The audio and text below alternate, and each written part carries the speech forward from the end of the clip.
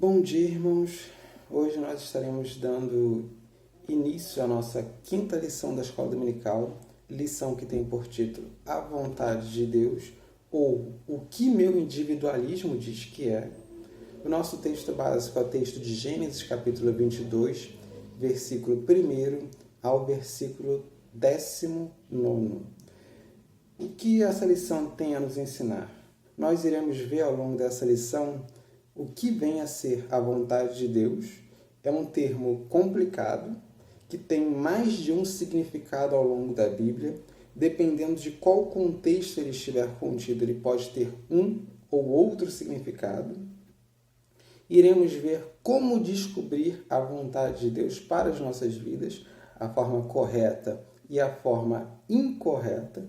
Iremos ver que interpretações bíblicas equivocadas podem levar a interpretações individualistas do que vem a ser a vontade de Deus. E, por fim, estaremos vendo um exemplo de vontade de Deus aplicado a um caso específico, que é o exemplo de Abraão.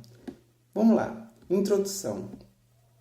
Na introdução da nossa revista, nós vemos que, às vezes, os cristãos, querendo saber qual é a vontade de Deus específica para um caso, que Deus quer para um determinado caso da minha vida, eles se utilizam de recursos para descobrir qual é a vontade de Deus.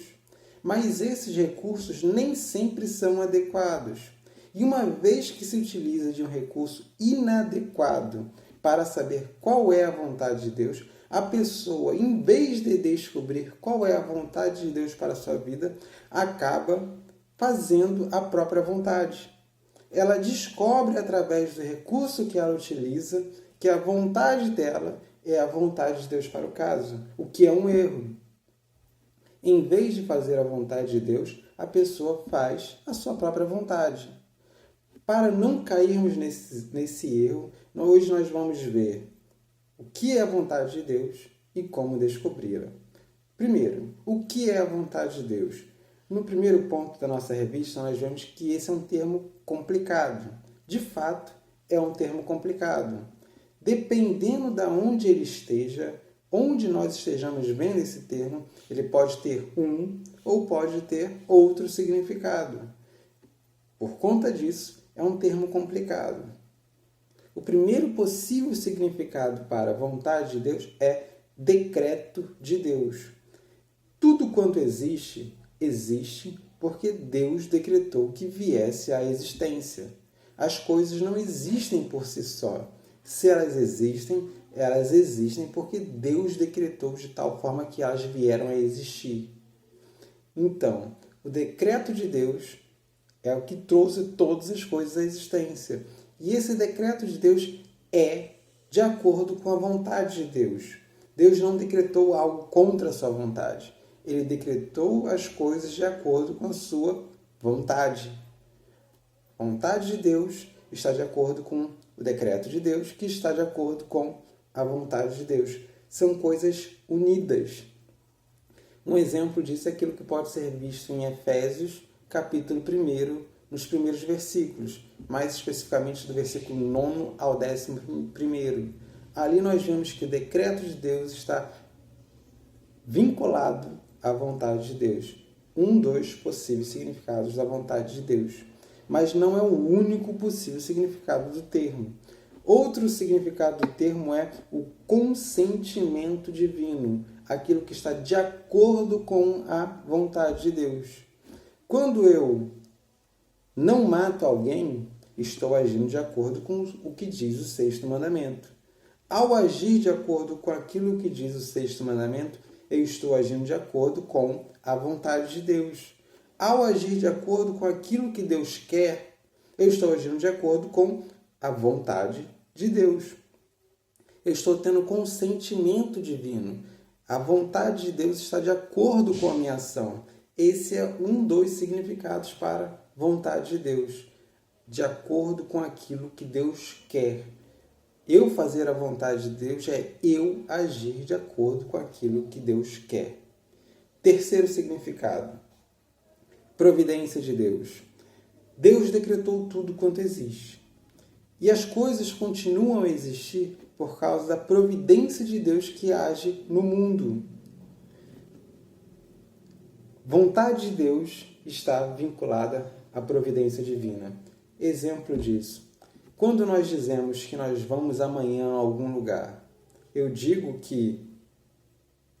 digo que amanhã irei e ponto final. Eu digo que, se Deus quiser, eu não só viverei, como amanhã irei a tal e tal lugar. Por que eu digo se Deus quer? Porque para eu ir a tal lugar, eu dependo da providência divina me permitir fazer isso. Eu só faço isso se a providência divina agir de tal forma que eu venha fazer isso. Dependo da providência divina, dependo da permissão de Deus agir para que isso aconteça. Então, se Deus quiser, se estiver de acordo com a vontade de Deus, ao falar nesses termos, eu estou falando da providência divina agindo nesse mundo. Então, outro possível significado para a vontade de Deus é providência divina. Por fim, último caso, é específico à situação. É quando se, vamos dizer assim, descobre a vontade de Deus. Em situações excepcionais que vemos nas páginas da Bíblia, Deus age de forma sobrenatural para mostrar a sua vontade. Por exemplo, no colégio apostólico, tínhamos 12 apóstolos, um deles se foi, ficamos com 11 apóstolos em vez de 12. E era necessário que se escolhesse alguém para que esse alguém completasse o colégio apostólico para que voltasse a ser 12. Era necessário que colocasse uma outra pessoa no lugar daquele que se foi. E para escolher, viram 2 nomes. Mas qual desses nomes era o que deveria completar o colégio apostólico? Vemos nesse caso, em Atos dos Apóstolos, que houve uma oração e em seguida lançaram sorte. Lançaram sorte para escolher a pessoa que iria ocupar o lugar de Judas. E, mediante o lançamento de sorte, chegaram ao nome, Matias. Matias ocupou o lugar de Judas ali no colégio apostólico. Essa foi uma forma de descobrir a vontade de Deus, num caso excepcional, em que Deus agiu sobrenaturalmente através do lançamento de sorte. Esse tipo de caso não é regra para as nossas vidas. Quando queremos saber a vontade de Deus num caso específico, não devemos lançar sorte. Isso pode ser um erro. Esse tipo de caso específico vemos nas páginas da Bíblia, mas não deve ser feito por nós, porque era específico para aqueles casos. Ponto 2 agora. Descobrir a vontade de Deus. Descobrir a vontade de Deus. Quando a gente fala de descobrir a vontade de Deus, muitas vezes a gente tem em mente uma certa adivinhação. Adivinhação é algo pagão, não deve ser parte das nossas vidas. Não vivemos de acordo com adivinhações. Não vivemos de acordo com adivinhações. Isso é paganismo. Na Bíblia, a adivinhação é proibida.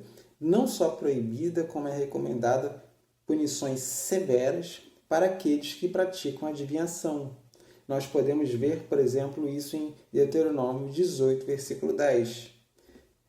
E apesar da adivinhação ser proibida e de ter punição severa para o caso, nós temos hoje em dia algo como uma adivinhação, só que evangélica. Por exemplo, nós temos caixinhas de promessa. É interessante dessas caixinhas de promessa que absolutamente todas as promessas, dentro daquilo que eu conheço, são boas. São promessas que Deus fez que estão na Bíblia, muitas vezes para pessoas específicas, ou para casos específicos, ou para um determinado contexto. E essas promessas são retiradas dessas pessoas específicas, desses casos específicos, desses contextos específicos, são colocadas numa caixinha, dando a entender que essas promessas se dirigem a nós. E as promessas ruins não aparecem nessa caixa, apenas as boas. As boas são retiradas de seus contextos e colocadas na caixa. As ruins, independente de serem ou não aplicáveis a nós, não aparecem. Caixinhas de boas promessas. E a pessoa vai lá, tira uma daquelas promessas, crendo que Deus prometeu aquilo para ela naquele dia, o que é um erro. É uma forma de adivinhação, tentativa de adivinhar a vontade de Deus, no caso, a promessa de Deus para as nossas vidas. Outra forma de adivinhação é quando a pessoa abre a Bíblia ao acaso e acha que aquilo que ela abriu, aquilo que ela viu, é o que Deus tem a dizer. Abrir a Bíblia ao acaso não é um recurso dado por Deus para sabermos qual é a vontade de Deus para as nossas vidas. É um erro. Assim como a caixinha de promessa, abrir a Bíblia ao acaso também é um erro. Mais um. Primeiro pensamento depois da oração. A pessoa faz uma oração a Deus, o que é certo, e a primeira coisa que vem à cabeça dela, depois dela orar, é a vontade de Deus para a pessoa. É um erro. Também não é um meio de se saber qual é a vontade de Deus para as nossas vidas. Todos esses meios são meios de tentar adivinhar a vontade de Deus para as nossas vidas. Não é assim que devemos fazer essas coisas. Mais uma coisa. Busca por sinais. Muitas vezes os cristãos querem sinais para saber se determinada coisa é a vontade de Deus para a vida deles. Eles oram ou eles buscam conselho e então eles começam a fazer determinada coisa crendo que aquela coisa é a vontade de Deus para aquele caso. Elas querem saber se Deus quer que elas façam isso, oram a Deus ou pedem conselho a outros e depois de fazerem essas coisas, elas começam a fazer, mas elas ficam inseguras e pedem sinais a Deus para saber de Deus se aquilo deve ser realmente feito. Buscam por sinais. Não deve ser assim. Não devemos buscar sinais da parte de Deus. Isso é um sinal de imaturidade dessas pessoas. Essas pessoas estão buscando sinais porque não estão seguras daquilo que sabem das suas Bíblias. Em razão de não saberem o suficiente das suas Bíblias, querem que Deus comprove por algum meio sobrenatural. Buscam sinais. É um erro. Não é assim que devemos tentar saber qual é a vontade de Deus para as nossas vidas. Crer em Deus. O que devemos fazer é crer em Deus, conhecer a palavra de Deus e saber que nem sempre o resultado será aquilo que a gente quer. Nós temos 3 exemplos na Bíblia. Logo no início da Bíblia, os exemplos são de Abel, Enoque e Noé, de pessoas que creram em Deus e diferentes coisas aconteceram na vida delas. Abel creu em Deus e morreu. Enoque creu em Deus e foi levado junto de Deus. Noé creu em Deus e pessoas à volta de Noé pereceram. Resultados diferentes. Devemos agir de acordo com aquilo que Deus revelou em sua palavra. Devemos crer em Deus. Não devemos buscar recursos impróprios, inadequados. Não devemos tentar buscar sinais. Devemos fazer aquilo que Deus quer, aquilo que está revelado, aquilo que está de acordo com a sua vontade. Isso poderá gerar diferentes consequências na vida de cada pessoa. Devemos agir de acordo com a vontade de Deus, em vez de buscar bons sinais da parte de Deus como testificação de que aquilo está de acordo com a vontade de Deus. Um mau acontecimento em nossas vidas não quer dizer que estamos agindo em desacordo com a vontade de Deus. Consequências diferentes. Não devemos buscar sinais. Aquilo que acontece em nossas vidas não indica se a nossa ação está de acordo ou em desacordo com a vontade de Deus. O que é um exemplo prático de agir de acordo com a vontade de Deus? Por exemplo, busca de trabalho. Você está buscando um trabalho.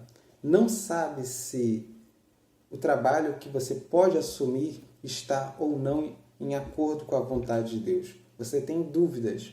Como saber se aquele trabalho está em acordo ou desacordo com a vontade de Deus? Você pode olhar, por exemplo, se aquele trabalho irá glorificar a Deus, você agindo naquele trabalho, ou se Deus não será glorificado. Se aquele trabalho irá te levar a pecar, ou se aquele trabalho não irá te levar a pecar. Você pode olhar se aquele trabalho irá impedir você de ir à sua igreja, ou se aquele trabalho não irá te impedir de ir à sua igreja.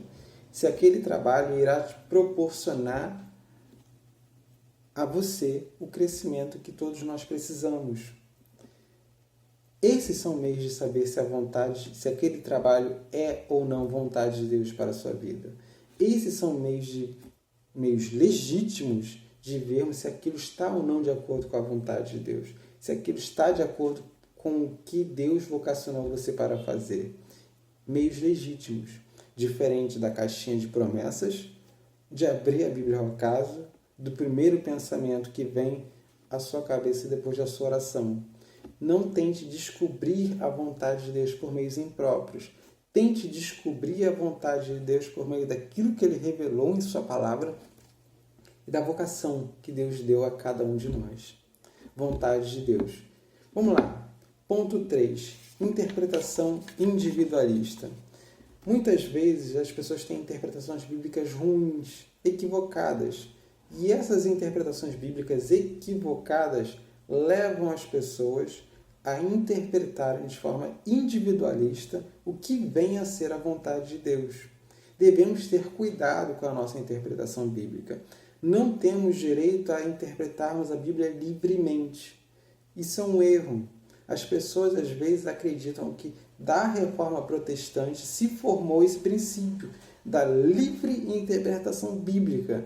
Não existe a livre interpretação bíblica. Não existe cada um interpreta a Bíblia da sua forma, do seu jeito. O que existe é a livre conferência daquilo que se disse ser a interpretação bíblica. Nós temos direito a conferir livremente na Bíblia se é aquilo que realmente ela diz. Nós podemos ver, avaliar aquilo que alguém disse ser mensagem bíblica e conferirmos nas nossas Bíblias para sabermos se é aquilo mesmo. Mas nós não podemos interpretar a Bíblia livremente. Existe uma interpretação correta. Devemos seguir essa interpretação correta. Não podemos cada um interpretar ela de um jeito. Devemos seguir a interpretação correta, a mensagem que ela realmente traz. Assim deve ser. Não devemos interpretar a vontade de Deus cada um do seu jeito. Não é eu interpreto a vontade de Deus de um jeito, ele interpreta a vontade de Deus de outro jeito. Existe um jeito correto. E esse jeito correto deve ser o jeito que todos nós interpretamos, a forma correta, não a forma livre. Devemos interpretar a Bíblia de forma correta. Exemplo de Abraão. Exemplo notável na Bíblia. Deus havia feito uma promessa a Abraão de que ele teria um filho, de que ele seria pai de muitas nações na fé. Essa promessa consta. Nasce Isaac. Isaac era o filho da promessa. Então, Abraão viu cumprida na sua vida a promessa de Deus. Após ter visto o cumprimento dessa promessa, há algo notório, notável, que é Deus ordenando que se levasse o seu filho para sacrifício como um holocausto. Abraão, naquele momento, não buscou por sinais, não abriu uma caixinha de promessas, não orou a Deus e agiu de acordo com o primeiro pensamento que veio na sua cabeça, nem fez nada disso. Aquela era a vontade de Deus, ele agiu de acordo com a vontade de Deus. Levou seu filho até o local. No local, sabemos o que acontece. Deus dá o substituto para o filho de Abraão, o cordeiro que seria oferecido como holocausto, no lugar do filho de Abraão, no lugar de Isaac. É um exemplo notável ali da vontade de Deus. Deus ali, através daquele exemplo, queria fornecer a Abraão, queria exemplificar a Abraão de que forma as pessoas seriam salvas. Não foi o filho de Abraão que foi morto, mas Deus iria proporcionar como holocausto o seu próprio filho, o filho que viria dele, para que morresse em nosso lugar. Deus ali estava mostrando a vontade de Abraão. E nesse exemplo nós também estamos vendo o que Abraão fez e como nós devemos agir. Devemos agir à semelhança da forma como Abraão agiu. Exemplo de Abraão, exemplo para as nossas vidas. Vamos lá, aplicação. Você tem procurado conhecer a vontade de Deus ou conhecê-lo intimamente por meio da meditação na palavra e na oração? Você tem buscado conhecer a vontade de Deus, meditando na palavra de Deus e orando a Deus? Ou você tem se deixado levar por caixinhas de promessa, ou você tem se deixado levar por a primeira coisa que vem na sua cabeça depois da sua oração, ou você tem se deixado levar por algum outro meio pagão de adivinhação? Como você tem buscado saber qual é a vontade de Deus para a sua vida? Pense nisso. Amém.